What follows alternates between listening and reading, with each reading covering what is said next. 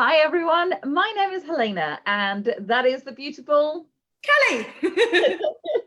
And we are in two separate locations because of course this is what normally happens together on a Tuesday, but today we're not only doing our usual live at 1 o'clock, we are doing a bonus live. We are Speaker Insight. We help speakers, authors and coaches to build a business on your terms. Now Kelly's just sharing this out because we've had a whole bunch of people actively talk to us about, oh my gosh, I don't know how to use the technology, I don't know what Zoom is, what's the best way to do this, and we thought we'd actually alleviate that just a little bit. So I'm just looking at my screen in order to actively get this in here. There we go.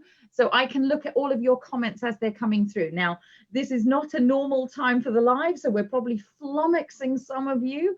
But we have got our live going live at 1 o'clock, which is all about how to live stream. So stay tuned for that. Stay tuned. But the thing is that most of us at the moment, most of you certainly seem like some of you are at least on a learning curve. And part of that learning curve is about how do I use this technology? How do I make the most of it? How do I repurpose what I currently do into this online format so that, you know, we thought we'd be helpful as we can, given that we use Zoom very, very often as one of the tools that is part of our business. And we thought we would show you some of the features that we use, but also some of the features that are available in it. We're not affiliated to Zoom. We're not, you know, this isn't anything like that. This is us saying, how do you keep your business going when you are, in effect, at home? And you should be at home. So, you know, that's definitely the stance that we're taking. So we're just definitely got a lot of people watching. So Katrina, we definitely Sarah, do. Fiona, Sarah, oh, it's a double Sarah whammy, and Taruna. Hello, is it 1 o'clock already? No, Taruna, this is a bonus. I feel like I should have made a banner, Kelly, that this is the bonus live that is if you like, because what we really want to do is we want to get you familiar and we want to get you comfortable with using new technology, because a whole bunch of new technology. So we're just going to start with Zoom. We're not saying we're going to do this the whole time, because actually we've had a little bit of fun testing how we're going to do this and what we're going to show you and everything else. You know, the setup for this. So Helena's obviously in her place, I'm in mine, and we both also have webcams set up ready to start sharing the screens of the screens of the screens, right? Because there's only so much that we can share our screen with you, but you don't see some of the functions. So we've been testing this all morning to actually go, how can we show them behind the scenes so you can really understand how you can use Zoom for your business to work remotely. So do ask any questions as we go along. We are managing about 4 different technological screens at the moment. So we put them in the comments. I've got my phone down here to see comments, and Helena's got another screen operating. Well, I've just actually done a screen share of, so it's literally kind of happening just at the moment. So right now it's just gone live for them to see that I've got a double screen happening over here. But it should mean that we can actively demonstrate a lot of the features that you might want to use on Zoom. Yeah. And of course, partly what I want for you is to expand your notion of, if Zoom can do this, do I have anything? Am I already paying for something potentially that I'm not using all the features of, and that sort of thing? So we're using Zoom as the demo for this. So that actually works. Taruna's just saying a couple of things. Engagement, yeah. Good morning, New Jersey. Hi, Maureen. So Taruna, on this, we're not talking about this is what a lot of people's worries are, is they might be speakers, authors and coaches, but how do you deliver engaging training? That's We're going right. to talk about some of the features that Zoom offer to help with this, but this is not a delivery session on how to make your training more engaging. This is just more specifically on the tech. If that is something that people want, then please do let us know in the comments, or if any of us are in our Connection Hub, our Facebook group, which we'll put the links to so you can join. Then please do ask if you want that type of training, and we can do a Facebook Live on that too. But what we're going to do today is we're going to talk about the functions of Zoom that are the most popular and the ones that we get the most questions on. We are not demonstrating every feature that Zoom has, because Zoom actually also has a really good training section of their website with videos and everything else. What we wanted to do is bring it to life so you guys can pivot in this time and understand how you can deliver and work from home so that you can still serve your clients, still get your message out there and still work? Yeah. So if it looks like every now and then I look like I'm not looking at you, that's because I'm looking at what you're saying on the screen behind me, as you just saw. Sarah's gone, oh, going meta. And yes, that's exactly what we're doing here. Because of course, what we want to do is we want to actively make sure that you know why you're using it. We want you to stay safe. We want you to keep your business alive. We want you to save time, because, you know, this period of time where you are stuck indoors, so to speak, will also stop. You know, it will change, but how will your business change as a result? You know, and what will stay in place? This may actually become your new preferred methodology of doing things. We absolutely have evidence of people shifting to an online version and going, well, why would I shift that back? And what else do I need to do? So a whole bunch of that training is going on inside our Changemaker Central membership. We're pivoting people all everywhere. So this is an amazing time. So part of that is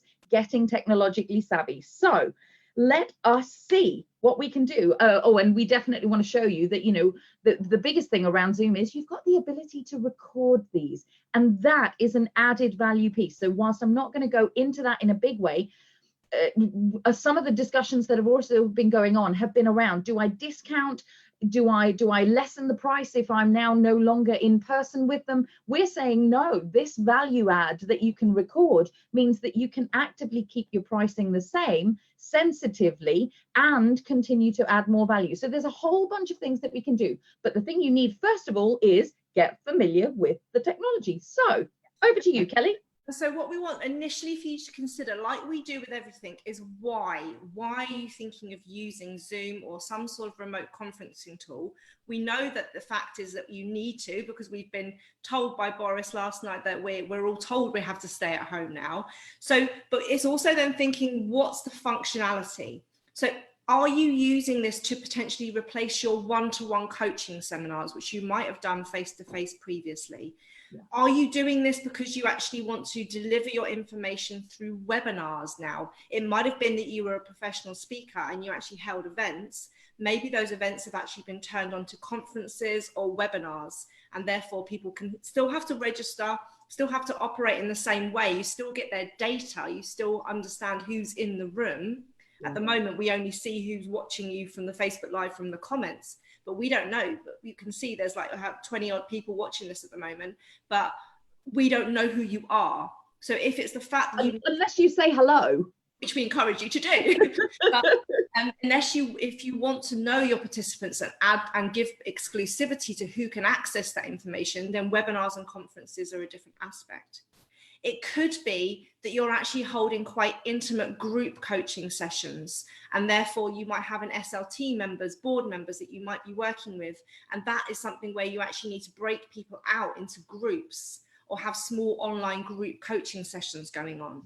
And then the other thing is exactly what we're using it for today is some people want to use Zoom in order to Facebook live stream. So at the moment, it's quite hard. Facebook took their functionality away of actually adding people in order to do a dual Facebook Live together. You can use other things like BeLive TV, OBS Project, StreamYard, all these types of things. But what we like is because we use these other functionalities of Zoom, of one-to-one conferencing, webinar, group coaching, the Facebook Live functionality is built into Zoom. So it's an added bonus for us to keep everything in one place. So this is what my first thing is. Out of those functionalities, what do you think you need to use Zoom for in order to pivot in this time of need where we're working from home?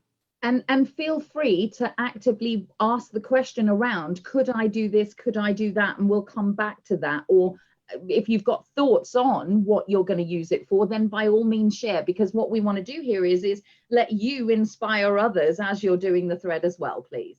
And great to see everyone saying hello. It's good to see all you. We're going to get a lot more people, I think, viewing. I know. From but anyway, people are saying it's a timely live, which it definitely is. So the first thing, once you've understood those qualities of why you're using Zoom, I just want to go through a bit of a checklist, and I will copy all of these questions and features into the comments after we've done this live so that you've got this to reference by. But these are sort of like our basic checklist When you're setting a Zoom meeting up in any of these functionalities, have you done these things? Okay, these are the things that you need to consider. The first one is what I just said, is what type of meeting do you need? Because in Zoom's functionality, you can have a meeting, you can have a webinar, and you need to understand the difference between the two and the functionalities that come with the two in order to do that. And webinars and meetings are on different pricing plans. So again, that's why it's really good to understand how much are you going to use all of these functions, and how long do I think I'll be using this for? Because the great thing with Zoom is you can subscribe month by month and you can change your pricing all the way through. So if you see an increase in the demand or what you're doing, you can change that. But think about what type of meeting do you need first of all, and we'll demonstrate the features in a minute. Yeah. Then we obviously need to create a meeting subject title, so that when people either go to the registration page or whether you're streaming it out onto Facebook or YouTube, people can see what that video is about. If we hadn't put the title of how to do a Zoom when we stream this out to our Facebook page and groups, people would just see, oh, there's a video of two of us speaking, but what are they speaking about? Do I want to click in and hear this information? So make sure that you have, like we've got Facebook Lives on how to write headings and titles that are catchy. But make sure that you're saying what the training is specifically about to entice people to either register or to start watching. You need to make sure that you've put the time in of when that meeting's taking place, taking all considerations to all the international timing to make sure that it's the right time for as many people to join. And you also have a description box describing what is the point of this meeting, what's the objectives, what's the learning objectives, what's the outcomes, what's the content, so that you can basically have people understanding, is it for them? Is it the right thing that they want to register for? Yeah. Then you need to think about, how are you promoting this? So is it an email that you're sending out to your database? Is it exclusive invite to a certain amount of people? Are you actually, we always do a promo in our groups saying about what the title is and when to join, etc. We always do promotions for our lives. You would have seen the one go out this morning with Matthew Hughes, which is at 1 o'clock today, about how to live stream your events, because we know that's another thing which people are looking for. But think about, how are you doing the inviting so that people get a specific link to join, or how are they going to know that you're going live? Interestingly enough, sorry, Kelly, I'm not reading any comments, so yeah, please do read them out, Helena, if people are so Fiona's just sort of saying, I'm using Zoom, what I'm using Zoom for: members forum, one-to-one meetings, Facebook Lives, and trained networking events, but found it difficult to manage. So just so that you've got some ideas there. Good work, Fiona. And on that point, Fiona, I think when we were talking to you in our Changemaker Central membership, is that what most people, and this is why we, Helena and I, love working together, is actually when you're doing live trainings, the blessing is when you have a co-facilitator. Whether that's a co-presenter like we have it, or whether it's a co-facilitator where your VA, your assistant, is behind the scenes looking at questions, behind the scenes monitoring things, you know, so that they are actually on as either a facilitator or a panelist, okay? So this is the other thing when you're thinking about your checkup, your checklist, is, are you inviting a guest on? Because then you have to invite them as a panelist, and we'll show you, we're going to be doing the behind the scenes of how to do this. But these are just things to think about. And I would highly recommend, if you've got that additional person in your life, VA, whoever it might be, to always have them on as a co-facilitator with you. Yeah. Kat's just said it's frozen for her, but I'm assuming the rest of you, if you can just give me a thumbs up or a little kind of nod that you are all good. I suspect it's okay on my phone as a streamer. We don't look frozen, but please. I agree. I know bandwidth is probably struggling for everybody in this time. So the other thing is to think about is, how do people register and join? Okay, so is it the fact that you just want to give people a meeting link and they can just join? This is quite an open forum. Do you want to have it where they have to register to join a webinar or a meeting, where they basically have to give their name and their email address, which is very helpful if you want to send them the recording or you want to follow up with them afterwards? Or do you actually want to have it quite highly secure, where they have to register and there is a meeting password that you give them, so that, again, it just makes it a lot more exclusive, a lot more private? So these are things, sorry, Dana. I'm just going to interrupt once, just because I didn't even tell you this morning, but this is what I was looking at earlier on. Sorry, in our rehearsals, I forgot to tell you. So one of the things that places like Eventbrite are actually now, they've accommodated this change very beautifully. So you can select venue or online meeting, and when you go to the online meeting, there's a digital link piece that you can put in there where you can add your Zoom link into the Eventbrite event, if that makes sense, and that automatically sends out the email that asks them to register. Yeah. Just so you've got that. So just so that you understand that platforms are now beginning to work with each other as well. Yeah, and I've seen some really impressive people that have pivoted and turned their events online. I was watching the Business Book Awards last night. I saw, I know Taruna was a finalist in there. Congratulations, Dan. But that was such an impressive live streamed event. With, there were averagely about a couple of hundred people watching all night long. So, there are ways to do this really professionally, and we just want to support you with that. So the other thing to think about in your checklist is, what facilities do you want people to have, your participants, when they're joining the live? So you think about, do we want everyone to have their video and microphone on? Yeah. Probably not, right? When you've got a forum of 50 people and kids in the background and everything else, you probably want to start the meetings with everybody's, maybe their videos on, but their mics muted, so that when you want somebody to speak, you can unmute their mic for them, or they can do that themselves. Yeah. You also want to think about, how are you operating the Q&A function? Are you telling your participants that there is a chat feature or a Q&A feature? Are you encouraging them to use that? Have you got a facilitator to monitor those questions? Also be aware that there is a private chat as well. So if you have got presenters on, and you can say, look, hurry up, you've only got 5 minutes left, but you don't want to let everyone else to see that, you can have that private discussion with other presenters. Yeah. And then it's also good to say, do you want to be able to give your participants the option to give you non-verbal feedback? By not rude signs, but say, for example, you can have people to put their hands up to ask questions. There's buttons on Zoom to say go slower, go faster, or having a little coffee break, or whatever it might be. Set these things out. Is that too much of a distraction for you? Is it going to add value to your participants? Think about what you want to set up before you go live. And some of that will come down to, exactly as Fiona highlighted, the type of meeting or conference, or is it more broadcast or more interactive, more engaging and not? Because some of these features you might use in one type of meeting, but some of these features you wouldn't actually suggest that you would use in a different type of meeting. Then we need to think about the recording. As Helena said at the beginning, actually having these sessions recorded is so valuable. It's actually probably more valuable than doing a live event, because people can go back and reference the information, which you don't have the beauty of when you're sitting in a training room. So think about, are you storing the recording on your cloud? Are you storing it on your desktop? And how are you then giving people the recording? I know we had this conversation with Andrea in the Changemaker group when she ran her first training, and then what does she do with the recording? So we'll talk you through that in our live demos in a bit. Yeah. Have you got, and this is really important, please ensure that you have stable internet, okay? We all know that bandwidth is a problem at the moment because of everyone's on the internet. So I would suggest, if you're doing any live training, plug into your Ethernet, right? Please do not rely on your Wi-Fi. If you've got that Ethernet connection, plug in, because that's going to be the most secure and your most stable connection that you can have. Don't sit there. If your router's behind the television and you're screwed up in a corner because you've got a short lead, get the extension leads. I mean, we've even got something called TP-Link, which is a booster, and it's got, I think, a 5-meter cable for an Ethernet, so we can do our filming anywhere around the this space. Okay, nearly there. What microphone are you using? Think about this, right? Think about the quality of the sound and the quality of the picture is basically what's going to improve the effectiveness of your communication.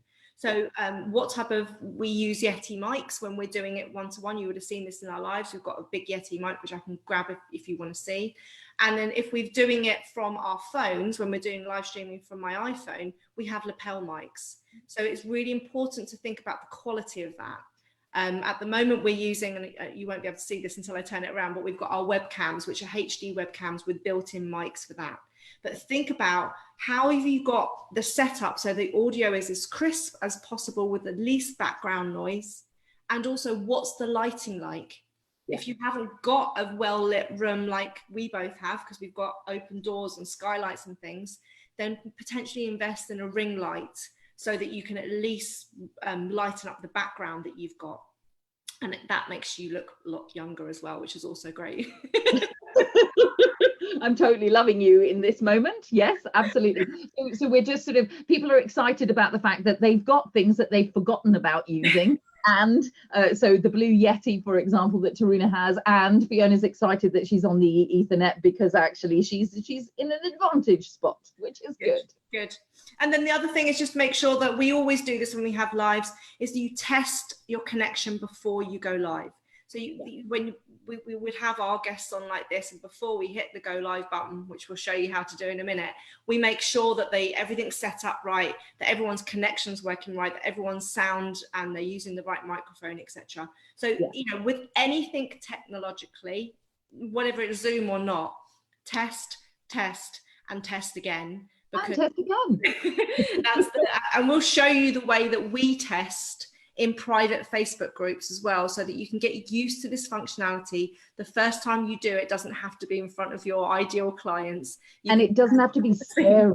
It just doesn't have to be scary. So you know, sort of like we are great big fans of, you know, and I'm going to say this again, good old Virgil Thompson, 1851, he was a travel writer, but he said this about travel, but I feel it's appropriate for life. So I'm just going to remind you all. He said, you must try things 3 times. And the reason you try them 3 times is once to get over the fear of it, twice to actually learn from it, and the 3rd time to figure out whether you like it. Because by that time, you've done levels and levels of it. So please remember, new level, new devil. And so if technologically, you know, if you feel like you are technologically inept or even just a little bit unfamiliar with a particular thing, try it 3 times, because that way you'll get over the fear of it. And that doesn't mean you have to do it publicly, as Kelly just said. Figure out a way that you can do it behind closed doors. Figure out who can help you. Watch a video like this. You know, there is so much of this going on right now. So let me talk you through. So I'm going to share with you one of the bit that you want. This is the behind the scenes. We'll show you. We're going to demonstrate about 5 different features, aren't we, hon? Exactly. So here goes. So I'm going to share my screen, and we'll show you how to share screen in a moment, but I'm going to share my screen in order to get you started. So the first thing I'm going to do is actually show you how to hopefully, hang on. Yeah, you're sharing the screen. Yeah, I am, and I'm just going to move this one down here. Oh, in fact, I figured I would actually show you. You know, Kelly was just saying about those non-verbals. They're actually just down here. I thought I would actually share those with you as well. I was going to say that's not that window. So ignore me until later. Right. So here's the thing. When you are in your Zoom, whatever the plan you're on, you will see on the left-hand side the menu that you've actually got. A meeting is this. A meeting and a webinar are basically set up the same way. So we're going to pretend to schedule a webinar. That comes in here. Give it a moment. We are obviously caning the bandwidth a little bit because we're streaming and showing and doing. So just bear with me for a second whilst this actively does what it's doing. There we go. Oh, look at that. As if by magic. Hold that thought. Here we go. Right. So the first thing that you need to do is, as Kelly said, you need a decent title. So my first webinar is what we're going to call this one. That's a decent title. That would be the pretend one, or indeed, oh, I haven't actually got it. So if, for example, you are doing this one, what did we call this? How to Zoom to work remotely. How to use Zoom to work remotely. How to use Zoom to work remotely. So again, as Kelly said, you enter your topic. Some of you may leave the description optional, as you say. Some of you may well actually want a little bit more, so it's a reminder for people when they do sign up and they'll see that description. So again, get your copy heads on and do what you need to do. You then choose the day on which you want it to go live. So we'll go live at, let's say, 3 o'clock in the afternoon. It is an AM PM job, so just pay attention to that because you can get caught out by that. And how long is your actual meeting? If it is only half an hour, you can set the duration to 30 minutes by doing a 0 in here. So just pay attention to that as well. And I think, Helena, on that, it's really interesting to say to people, don't worry if your Zoom meeting goes over the length that you've put there. The duration is more to tell the client that's signing up how long you presume the meeting to go for, but it won't cut your meeting off if you go over that. It's a very good point. And then you've got your time zone. So that's the time zone at which you are actually hosting this meeting. So others will see, particularly for a webinar, they can choose the time zone to see it in the time zone that works for them. If it is a recurring webinar, for example, for some of you, you may actually do a 4-week course, for example. So you might have the same link for those 4 weeks. You would click the recurring webinar and you would tell it when that is, but I'm not going to go through that in detail right now. Kelly said earlier on, with a webinar, this wouldn't be true for a meeting. They have to, you can, if it's not a publicly available one and it's a private one, you can click to have them require a registration, which is very useful at this point, and also where you get some of the details. So that's where they fill in their name and their email address so that you can know who was on and contact them afterwards. And then for that extra level of security, you can also have them require the webinar password, which you can email through to them, and you get to set this whatever it is. So I'm going to untick that at the moment because we're going to make this a public webinar, for example. And again, this would happen for a meeting. Now, what's interesting here is Kelly said earlier on, you can have people show your host and your panelists can actively be on video first off. But if you're hiding the panelist in the background, you could start off with just you as everybody comes on, and then you can control whether your panelists are then seen by video as well. More importantly, and this is a really, especially in these times of lower bandwidth, etc., with the audio, part of the purpose of the meeting is, of course, for people to hear. Seeing is great, but hearing is imperative. So you can actively say, we want everyone to dial in via telephone, we want them to be able to use their computer audio, or we want them to be able to do both. In most instances, you would be in a situation where you consider both. The other thing that you can do here is that if you know that you have an audience that is partly in Australia, partly in the USA, in fact, we've got someone from New Jersey, and I believe somebody else is on as well. Mindy's here too. So Mindy, where are you? Tell us where you are. By the way, I'm not looking at any comments at the moment. So we're all good. People are just still saying hi. I'm pleased. So you might actually say, well, I know I'm going to have some people from Canada. I know I've got some people from Australia in here. What this does is it allows people to have the active dial-in numbers that they could use from their own country, making the cost of dialing in via telephone much more reasonable. So that's also a useful thing that you can do. The final piece here in webinar options is to have your Q&A, your questions and answers session enabled. And what that allows you to do is it allows you to see who is asking questions at what point, but it also allows you to track those questions and make sure that you've answered them. It can be a really useful thing. Go for it, Kelly. It's just also good for that as well, because what you can do at the end of a Zoom meeting is you can download the Q&A questions and the chat of what's happened on that webinar, so that you can actually look for reference and market research. What were commonly asked questions? What maybe do I need to do more training on? And also get the language of what people are using when they're asking questions. So I like that ability to have it so you can download it afterwards. Yeah, we're big fans of market research, and if market research is happening whilst you're delivering value, so much the better, right? Now, if you have got somebody nervous on for the first time, you can enable a practice session, which means that you and your panelists can have a little practice beforehand, which is part of this meeting, but it doesn't go live anywhere, which also works rather well. And you've also got this webinar option of only authenticated users can join. So it works in conjunction with them signing up here and allows only the people who have registered to join. So if somebody had the link and they wanted to join, they're not allowed, if that makes sense. The final piece here is do you want to record the webinar? On the paid for versions, and Kelly's going to go through this a little bit later, on the paid for versions, you can actually record it in the cloud. On non-paid for versions, you're only allowed to record it on the local computer. So this is one of the reasons why you might actually want to think about it from a financial perspective, and why you might want this if you're going to do a lot of these. And then you schedule. And once you've scheduled it, what happens here is that you can certainly add it to your own. So here it is, our topic, how to use Zoom remotely. We start this webinar over here, but more importantly, it gives you the comments on what all of these are. And more importantly still is this piece down here. This is where you invite your panelists, but also, so if I wanted to invite, for example, Kelly, I can add her in by saying, should we just let's just highlight what a panelist is. So a panelist is that whilst I'm typing.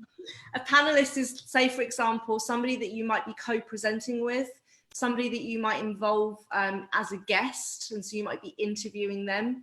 Or it could be, as we said before, somebody who's behind the scenes, that's your administrator, your co-facilitator, that's looking at all those questions, fielding the responses, and helping you manage the actual webinar itself. Yeah, so that's for a webinar. So you can see I've typed in the details of that panelist. You can add another one. You can have up to 49 panelists in a meeting. You can have as many attendees as you like in a webinar.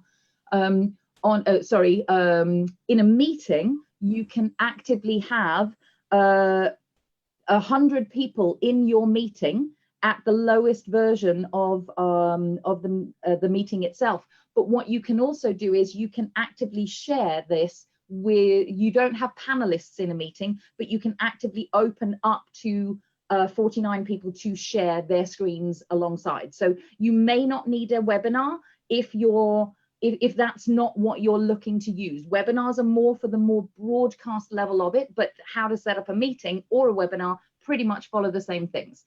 The final piece here, and this is the important piece, is actually this link to join the webinar. I know Kelly wants to say something in a second, so just bear with me. Go for it. It's just to stick onto the panelists before we do the link for the invites, is that this is, you don't see that in email that the Zoom send the panelist. So often, if you can just click back in edit for me, Helena, if the person says, oh, I didn't find that email because it comes from Zoom and not you, then you might need to press that resend button, and it will resend them their details, because the panelists get a specific URL to join the meeting, which enables them to be a co-presenter and not just join like a participant. So all those features that Helena said earlier, whether they have their videos on or not, can only be accessed if you're a panelist link. And this is where people sometimes fall down when they're bringing guests on. They don't understand this extra step of adding a panelist. Yeah, it's really good. So we'll save that. And then this other piece is of course, you need the URL. So you need, this is the link that joins the webinar. So when you copy the URL, and I'm going to trust that that's copied, that's what you can then put into, whether it's your Eventbrite, whether it's the email that says join here, whether it's a landing page. This is the URL that people will click on that allows them to join the webinar. So if I was to go and put this in here,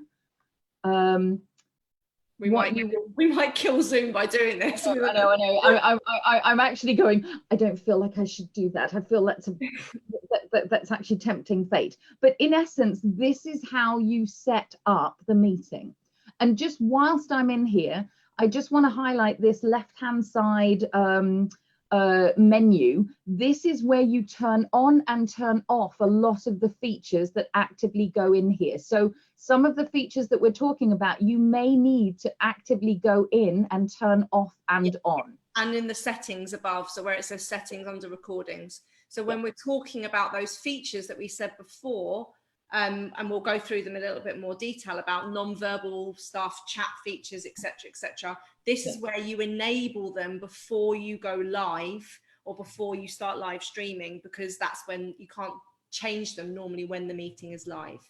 Yeah. If you want to, oh, sorry, Diane. I want to do one more bit, just because we're on this bit, and this is your final look at Zoom before we go into the other pieces.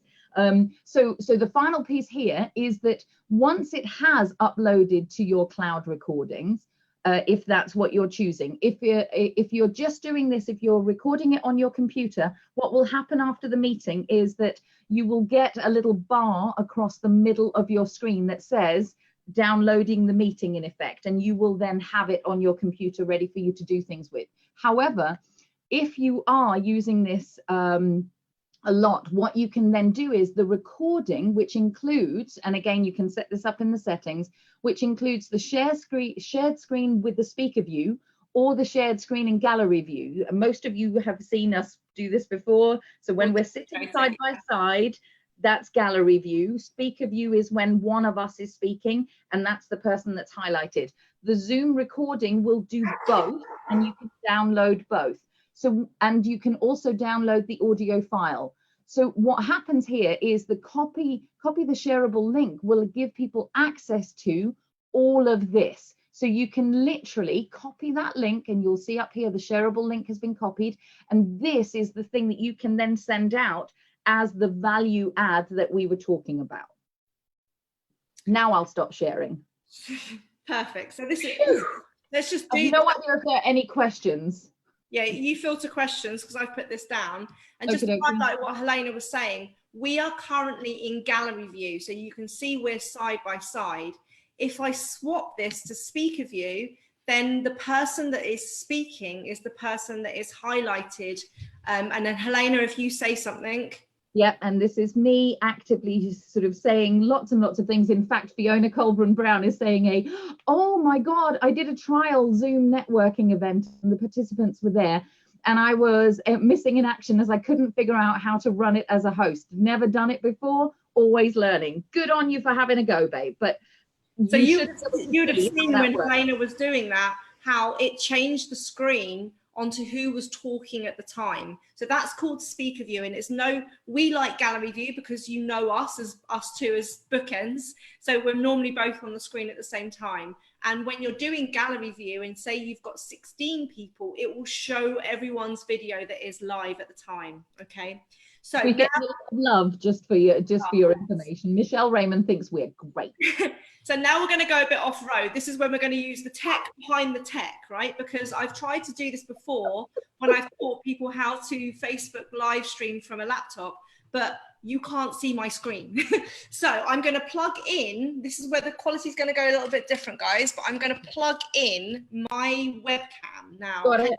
I can see that. Yep. Now you can see a screen of my screen, which so this is essentially what Kelly is currently doing. Is she's using her webcam to actively show you what's on her laptop screen. So she is currently watching the Facebook meeting on her screen in order to show you this.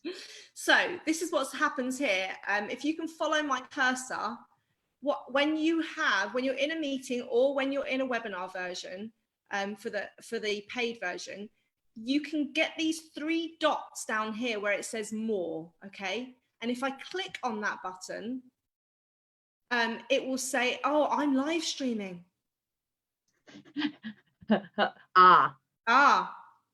That's interesting. Okay, tell them what would normally happen. Is you'd have 3 options come up. Because we're live streaming to already, we can't do another live stream, but 3 options will come up here to say stream on go live on Facebook and go live on YouTube is another option what you can do here.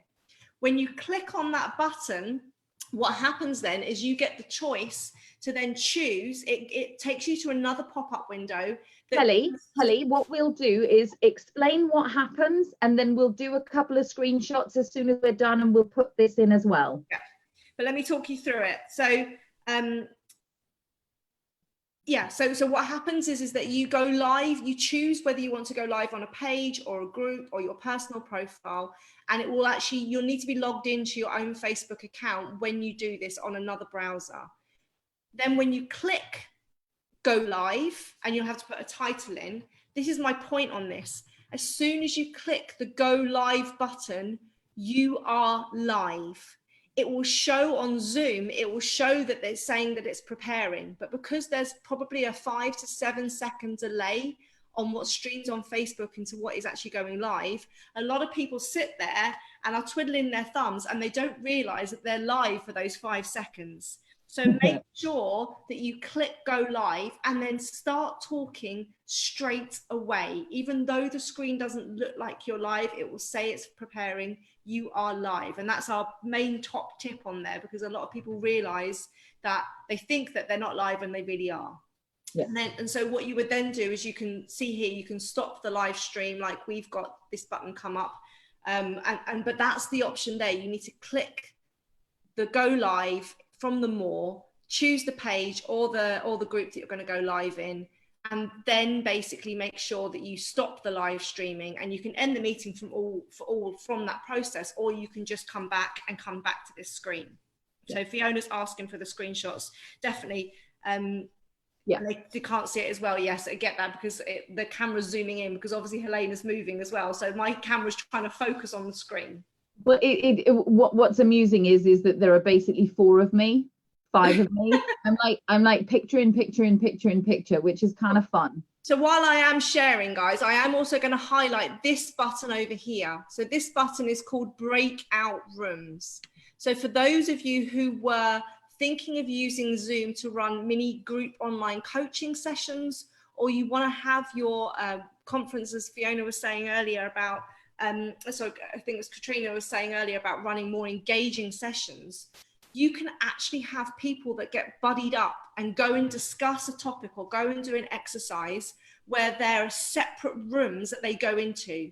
And then you can allocate these people. If you can see my screen here, you've got breakout room 1, 2, 3, 4, 5. I can add more rooms. I can take rooms away.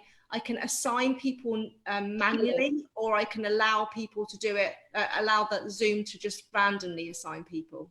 Kelly, Kylie's just made a really good point. If you put yourself in speaker view at the moment, it means I'll go away and they'll be able to see the screen a little bit bigger. Good point. Well, actually, no. Well, I'll carry on talking and see if it changes. But I think it's still going to do it, because it's still going to show me as the screen actually. Exactly, because there's only 2 participants in here. So that won't work. So I'm going to go back. Okay, so you've got these breakout rooms here. And so what you do is, when you open the rooms, the people themselves go and have these private conversations. They actually be able to talk to each other confidentially and have those like breakout exercises. And then you are in control of when you close those rooms and bring everyone back to what they class as the main room. And then you might actually turn some people's videos or mics on to then share what their learnings were from their group, or have it in the chat feature. But yeah, it's a really great feature for people that are running online group sessions and you want to do breakout exercises. And it was working. So Fiona's actually saying, I believe the breakout rooms option is expensive. No. No, so well, it's not available on the free version, but you can use it on the I'll go through pricing at the moment, but on the $14.99 month version. So that's the lowest tiered of the paid version of the products. Yeah. So this is a newish feature. It's been with Zoom for probably the last 4, 5, 6 months or so.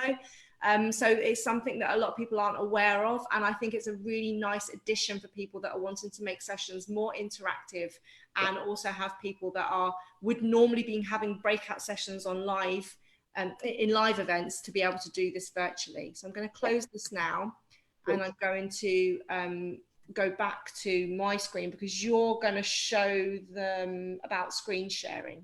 Yes, correct. So we'll just wait for Kelly to come back in here. Fun magic, here she is. So you know, our best advice to you is always to continue to practice and to actively make sure that you're working with this. So hopefully the screenshots, Mindy, who specifically was asking, the screenshots will do you some good when we put those in as well. So as soon as we're off of this, we'll do you some screenshots so that you can actively see this in here as well. And Kylie saying that the breakout rooms is a great feature. She was live in a workshop, and this helping break up chat and get extra support. So she's used it, and we know a lot of people that are using it and really loving it. Interestingly enough, sort of, I absolutely know 2 of my clients who are using it from a meditation practice perspective, and then actively going out, talking about it, and coming back in. Joy was using the breakout feature over the weekend in Finn's course. Brilliant, absolutely brilliant. So Sam is saying online grouping is a great option. It's the best demo I've seen on Zoom. Well done, both. We're doing our best with all of our little features and things to try and show you behind the scenes. We're doing our best. So one of the things that you can actively do, and so this is going to be me. So I'm actually just going to share my screen, but I'm also going to use my webcam to see, so that you can actively see this. So I'm going away for a second. Just bear with me. Right, here we go. So what we've got here is down here at the bottom. Let me go in as close as I can. The green one, yeah. So can you see here? There's a green button. It sort of looks like a briefcase in a weird kind of way.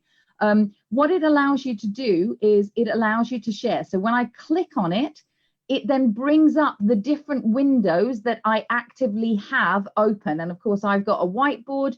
So there is a whiteboard facility. I'll talk about that in a moment. But it's got all the different windows open that I can choose to share. Now, what I want to do is I want to share my PowerPoint, for example. So when I click on the share button, which I've just done, what you're now seeing is my PowerPoint presentation. And I run that as I normally would. So I'm just going to come back over here, because what you should be seeing is the PowerPoint presentation. This is a little bit of a sneaky peek into some of our exclusive content in our membership site. So we're not going to show you all of our PowerPoint. We could make it a really, really, really long one, but in essence, just so that you can see. So for those of you who are used to, whether you're used to Keynote or whether you're used to using a PC and PowerPoint, you've got here the regular features of your presentation mode. Because I've got the 2 screens, I can actively move through my presentation. So this isn't how it would normally look, because what you're sharing, Helena, is actually all the notes and stuff, which is not what they would share. I shouldn't be sharing that. Yeah, no, that's not what, so normally what you would share would just be the full screen of the PowerPoint, not the course notes. Hang on a second. I can change that. Yeah, so the thing about is just so that they know that you're my apologies. So because I've got several screens going, something was bound to kind of happen. So the point here is that you can share anything. So if you know that you are demoing in your Zoom meeting, you are demoing and sharing an Excel spreadsheet, the PowerPoint presentation, a whiteboard in some way, you can chop and change between the different screens that you are sharing throughout your presentation, exactly as I just did. So just flip through as an example. So like, we're not going to go, but we would be talking you through this like a webinar, like a training, and we'll be going, okay, so these are the things you need to consider. And so it literally is like you were doing it as a PowerPoint presentation as a speaker, or whether you're doing this as a webinar, you're sharing your screen. And as you've now seen, they only see the screen of the PowerPoint. They don't see the other things that are going on behind the scenes of your timer or your notes, etc., etc. But this is why we want you to practice, because we want you to get used to where to look and how to look and what the different things are behind the scenes. And honestly, practice makes you look like the leader that you are, makes you look like you've taken the time and energy and effort to actively, prepare something that is useful and good for people. So I'm going to stop sharing now. If you've got any questions about that. Here we go. I have 2 screens. Does that mean that I have gallery on one and screen on the PowerPoint on the other? Helena, you are the master of management. Right, okay, so no, what's actively happening here, I'm just going to get rid of my PowerPoint because it is still going. Here we go. So I can actively see this. So Fiona, if you've got 2 screens, what you're going to see on one screen is the PowerPoint itself, and what you'll see on the second screen is actively either your presentation, so you're rolling through it.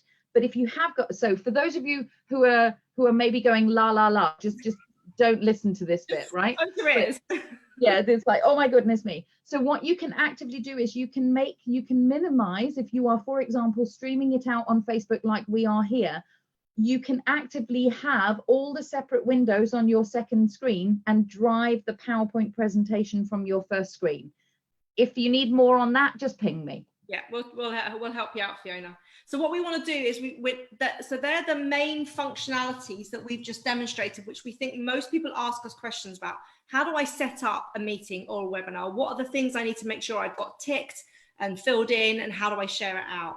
How do I share the links once the recording's happened? How do I then make sure that people get that as a follow-up?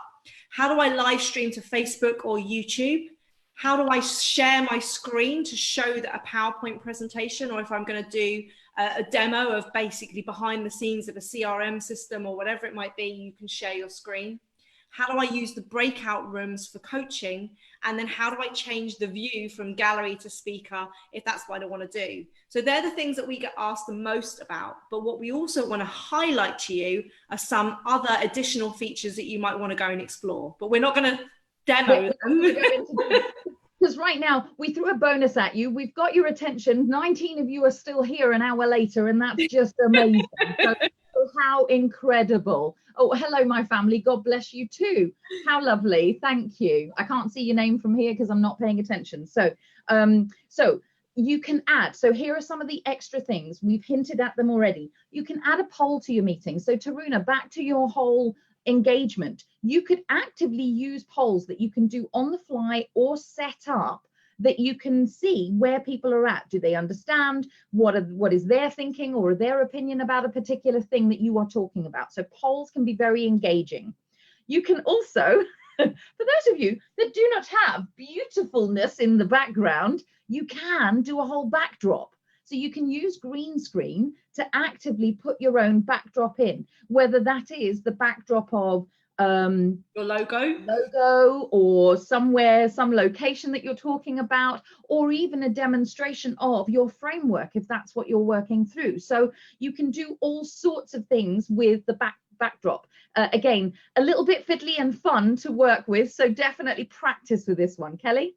Yeah, so the virtual back is called, in your settings, it's called virtual background. Yeah. Zoom give you 3, I think the Golden Gate Bridge, some grass, and then some really cool outer space one. But obviously it depends on the resolution and the capability of the device that you're using, of how crisp that background would be. And ideally, you know, when we've done lives with Mindy, and we've done ones with Johnny Byrne, they've done backgrounds, and that they've actually used green screens, right? So that's when you get the best resolution if you have your own green screen. But if we're in this time and you have to jump on and do some sort of training on the hoof, and you have got a very messy background, then maybe just shove a virtual background of your logo on to at least cover up all the washing up and everything else on the background. And the longer term option is, it's highly likely that you are going to fall in love with working online. So figure out, you know, in these times when we're at home anyway, declutter a place in your office that you know you're going to be doing live streaming and meetings from, because that's going to be an essential, right?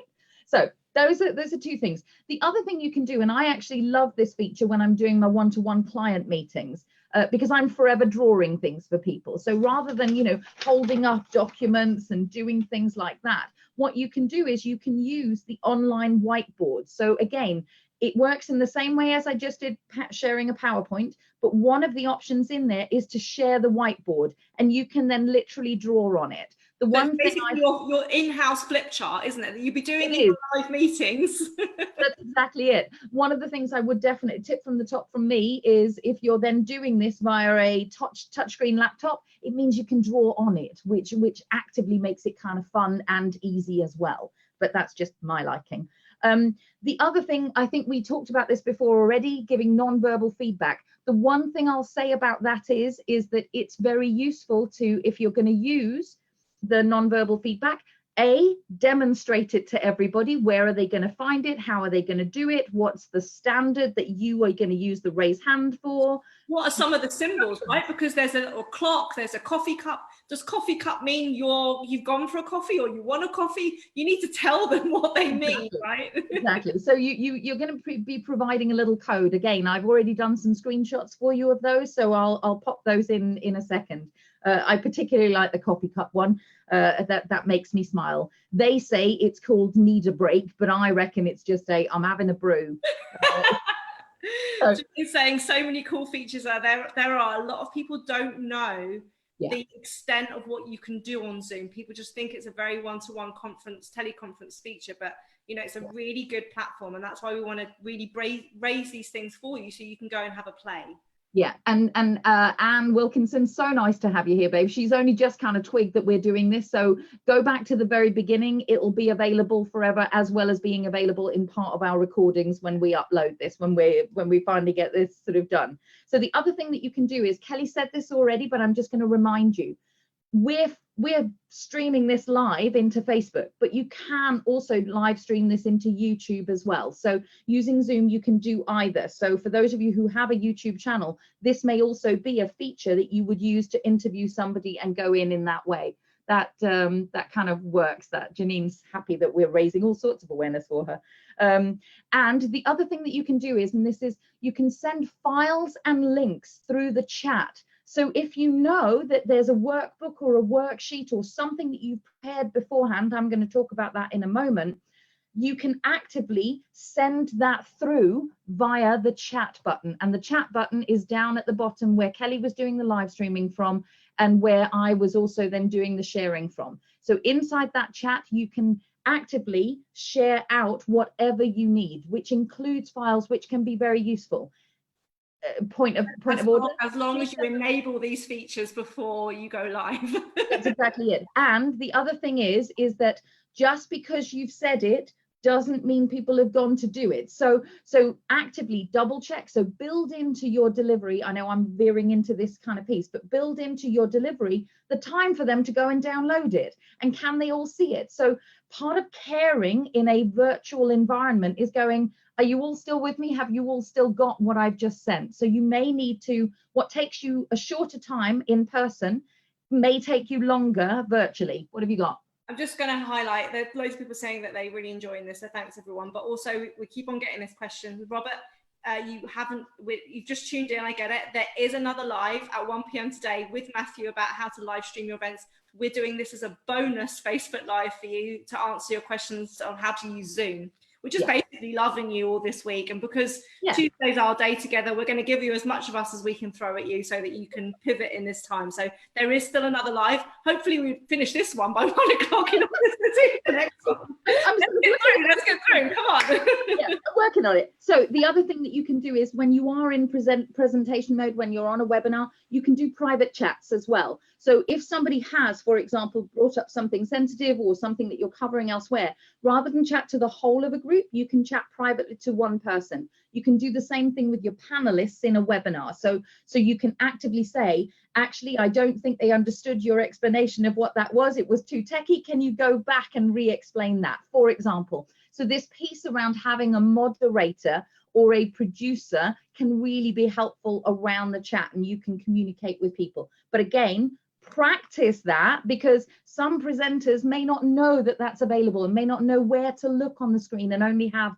the full screen open and not see the chat, for example. What have you got? Just we've mentioned this earlier, but Brett said if you want to save the chat, you need to either enable save or save before you end the session. Hard lesson. Yeah, we do know people that haven't done that and they've got a great chat and then they've not been able to access that after the meeting's finished. But that's what we said before. Make sure you enable these sessions, go through the checklist, and I'll put the checklist back up again when we finish this, of all the things to consider before you start your session.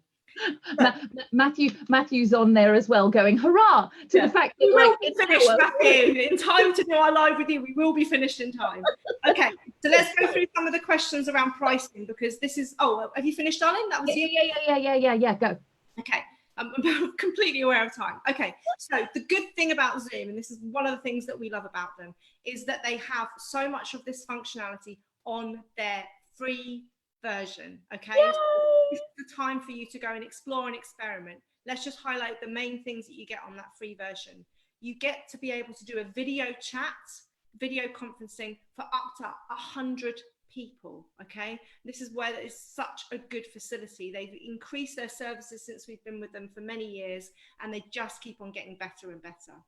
This means that you can have as many unlimited one-to-one or group chat calls as you want, okay? You're not limited to only having 3 a month or 4 a day or whatever it might be. There is an unlimited amount. The cap that they do have is that the meeting length for these meetings or calls is 40 minutes. So you'll find, and I have seen in the Connection Hub, people have been talking about this, that I think Zoom has been very lax with this during this time. No, generous, darling, generous. Generous, that's the word. Because they are allowing, we've had some people where their meetings have gone over 40 minutes and they are on the free plan. But in this, if you're watching this and it's not in our coronavirus time and you're just watching this to learn how to use Zoom, in the free package, you'll be capped at 40 minutes. So the meeting will stop. Now, for most people, they go, well, I'm just going to log back on again and do another 40-minute. But if you don't want that interruption, if you want to be really professional and you're running paid group training, for example, then we highly recommend you to increase your package. Yes. And especially if you are going to be using this as a recording that goes out elsewhere. If you have to stop, then that's one recording. Then you have to stitch it together to the next recording. And actively, you don't want that. And as Helena said before, it'll be even worse because with the free version, you have to save the recordings to your desktop. So if you're working a lot from this, your hard drive is going to get full very quickly rather than storing it in the cloud feature. So we love it because it gives access to everybody. We love it because you can start playing around with some of these features. And also you can just experiment and you can still do a lot of what we're talking about here on the free version. And your can you do a Facebook Live with the free package? Yes, you can do a pro account is the one. So this is the next version up.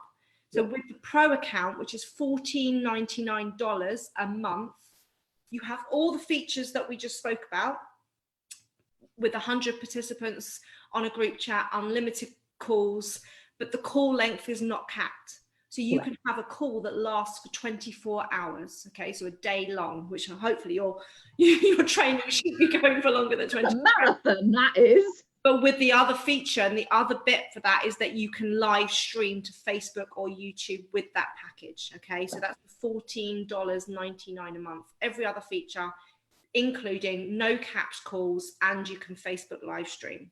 Yeah. The other thing is if you are using, and we have a combination of ours, we have the pro account at the $14.99, and we also have something called the video webinar account. So we have those two joint together, which comes out about $50 a month, 55, whatever it is. And with that, you have the ability to run webinars. So what Helena demonstrated earlier about having panelists, being able to have the passwords, people register, be able to write the descriptions, you have like a little landing page for your webinar to send people to. All of these things allow you at $40 a month to have 100 participants on a webinar.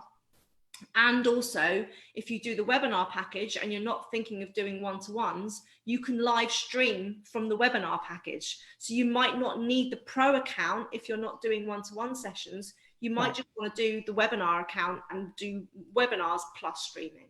So have a play around. Yeah. So my favorite analogy, Zoom have made it very easy. They've kind of done Lego kind of modules. So you can have one of these with one of those, with one of these, with one of those. So think about, this is back to Kelly's kind of thing right an hour ago when we started this. Think about what is the purpose of me using this as a feature in my business, and that will help you make the business case for these are the two options or the packages that I want. Yeah.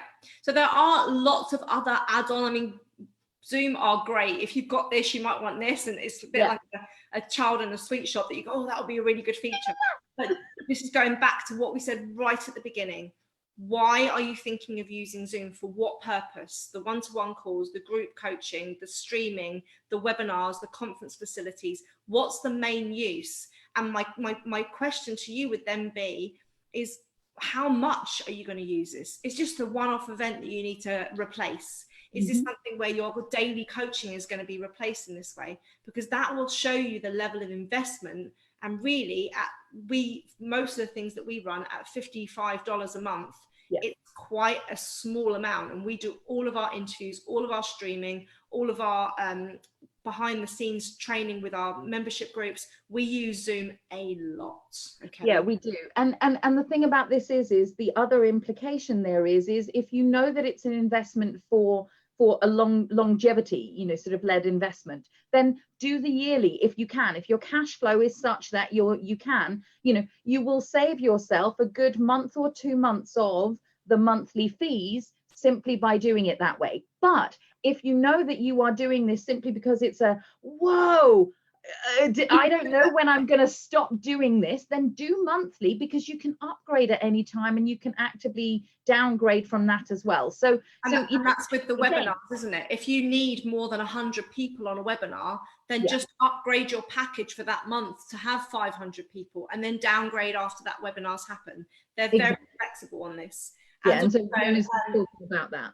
So Brett just said one-to-one is unrestricted. If you have more, 3 or more, they don't stop the meeting at the first time. This is at the 40 minutes. Yeah. They'll ask you to upgrade Pro for next time.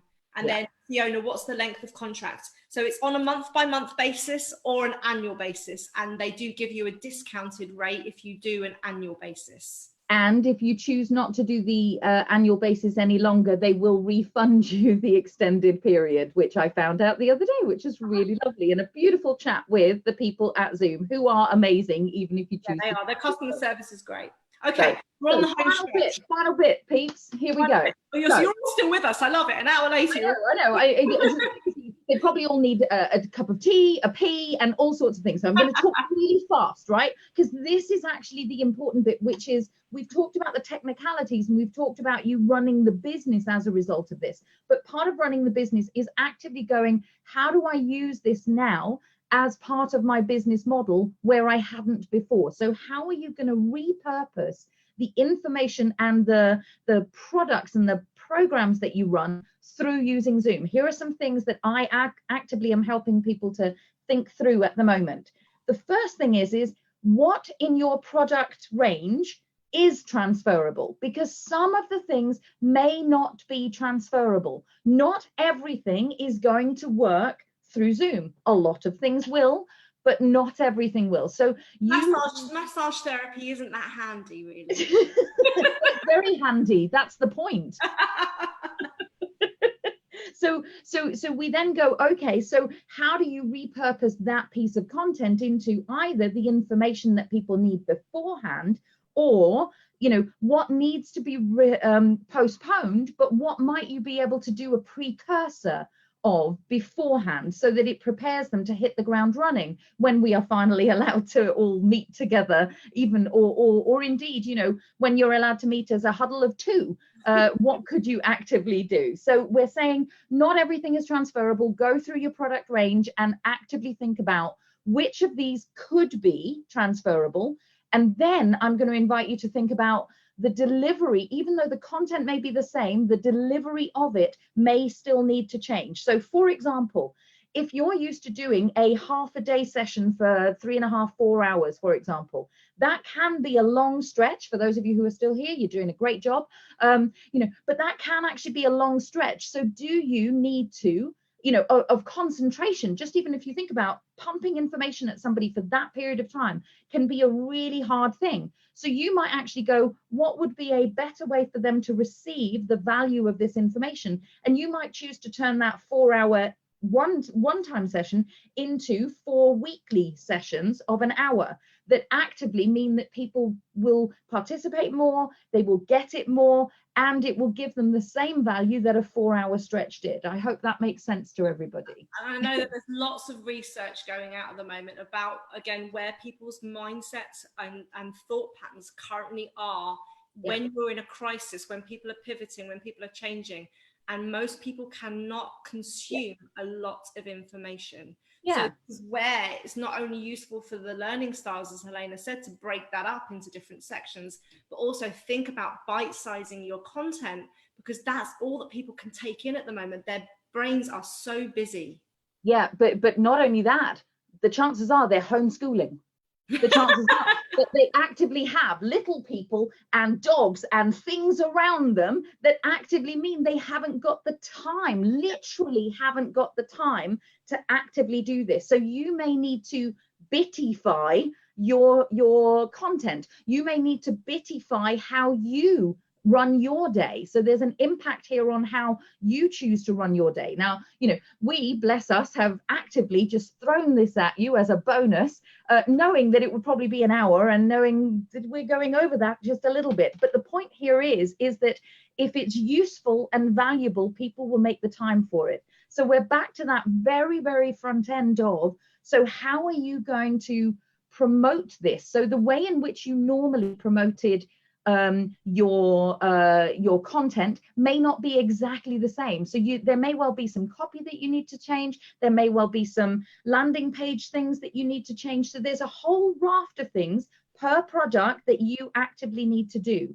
And you might actually also say you cap where normally you might deliver something to 50 people.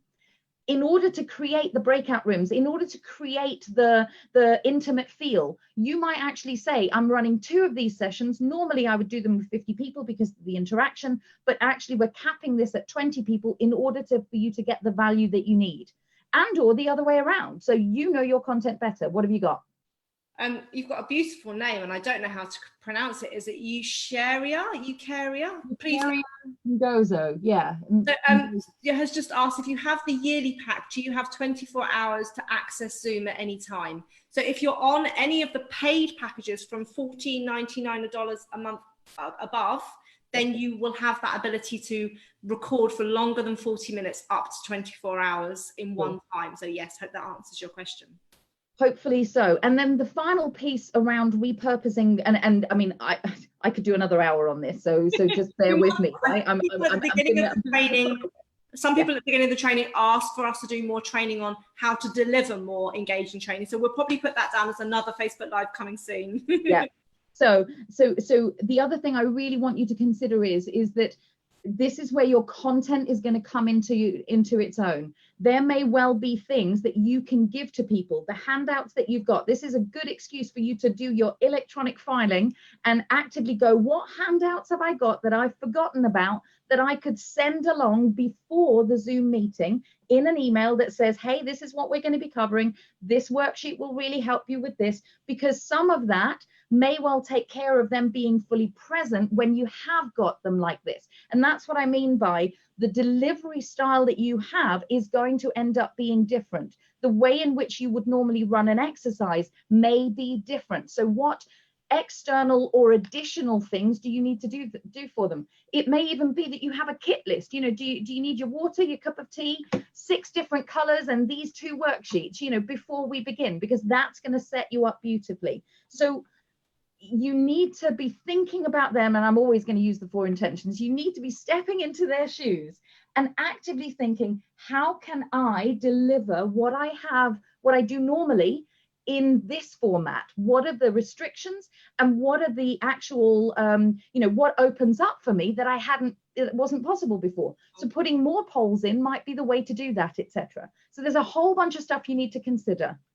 And then the last thing, which we have alluded to, is actually your setting. Okay, so lots of people here, this is your chance to be the one that looks professional, because I've seen people that have joined meetings. I was on one the other day, and the person was really horrified when she didn't realize that her camera was on and she was on the meeting in her pajamas. And she was like, oh, can you see me? So this is your chance to actually, there have been people, one of my friends who works at Deloitte, she's been doing Zoom and stuff for her other business all the time. And actually, because she's so used to this facility, they've gone, how do you look so professional? How does your lighting look good? Look at your backdrop and all these types of things. And she's actually been asked to train some of her board members in that company just purely because she's used this technology. So we want you to not only get familiar with the features that we've taken you through, but also rock up as the person that's leading how this is supposed to be set up. We mentioned before about great lighting. Daylight is your best friend when you're doing this, but we don't all have the luxury of skylights and open plan houses.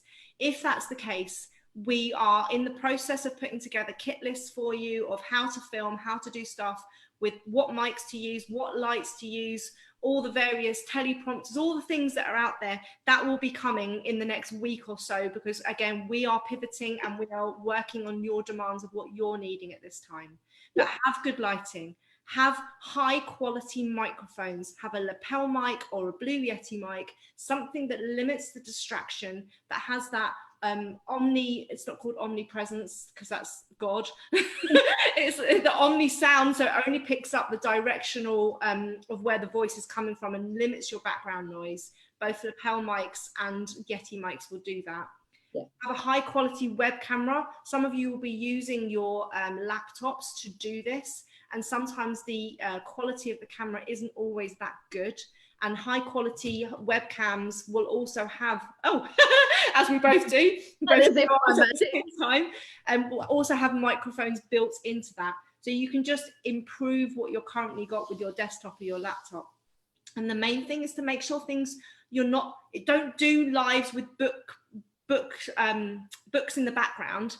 If you can see the visibility of them, because people are going to be, I've read that book, and they are going to lose focus on the training. You can do it if it's a nice colourful backdrop and people can't work it out, but what have you got on brand? What have you got that will basically go, that's a really nice setup, as your water bottle comes into the show. And then, as we said before, test everything, especially guys, if you're going to test the streaming. And we didn't demonstrate this live, but what we have on Facebook is we have a private group called Test Facebook Lives, and you can call it whatever you want, right? Set up a group where only you are a member, and then you can go live into that group to test the functionality, to see what the background looks like. And you don't have to be going live streaming from Zoom to your audience as the first thing. Just set up a test private group for yourself or one or two of your team members so they can join, and maybe they can start asking questions and comments, so you get used to the interactivity of using Facebook Live. And how long is it? You can see the delay of when you press go live on Zoom and when it goes live on Facebook. This is all the practice sessions that we're talking about. I see you're putting the camera details down. We'll put all of our kit lists in this filming kit list, which will be available soon.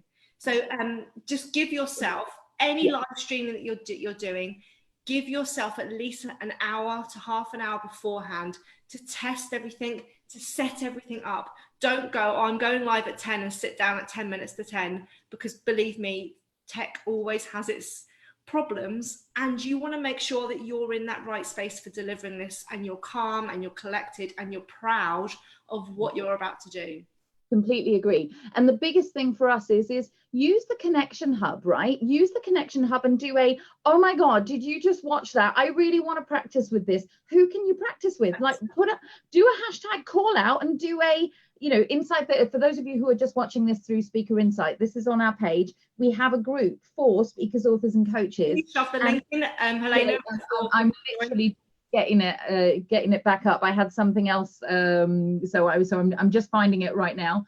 We've got at the moment we've got 6,200 members or so in there. So there are lots of people that are developing their tech skills at the moment, and there are lots of people who I'm sure will appreciate having buddies, having feedback, having accountability buddies, practice buddies. So please use that group with the hashtag call out, as Helena said, to see who wants to buddy up and maybe test this equipment. But that's what we would say. That's our call to action for you for today, is to basically just, if you haven't got a Zoom account, sign up for free, have a play around, buddy up with some of these people, get used to the features, and think about how this can be one of your software tools to help you pivot in these times, because this is your time, guys, as leaders, to step up. People need to hear your message now. They need to hear your guidance, your confidence, and your clarity more than they ever have before. And this is your time to actually grow your presence, grow your influence, grow your impact, and do it from the comfort of your home. I love about that, right? So we'll be back in half an hour with Matthew. We'll teach you all about how to live stream your events. which is completely different to doing online conferencing, because this is actually live streaming from a room, which probably won't be possible at the moment, but it's still something you might be wanted to consider. So yeah, Matthew will be with us in half an hour. We wish you all a great afternoon. We'll be with you all day. and let us know how you get on, and keep asking us your questions in this thread. Keep coming back and pause and all of that. And so we might be watching this on. Yeah, so go. Watching this on the replay, put a hashtag replay, and then ask your questions in there. We always read the questions, and we always keep in touch with you. We know that 80% of you watch our replays rather than live, so please do let us know that, and just put that hashtag when you watch it. It's definitely lunchtime. Go grab something quick for lunch, and then join us back at 1 o'clock if you really feel like having more of us. See you later, everyone. Have a great day. Bye.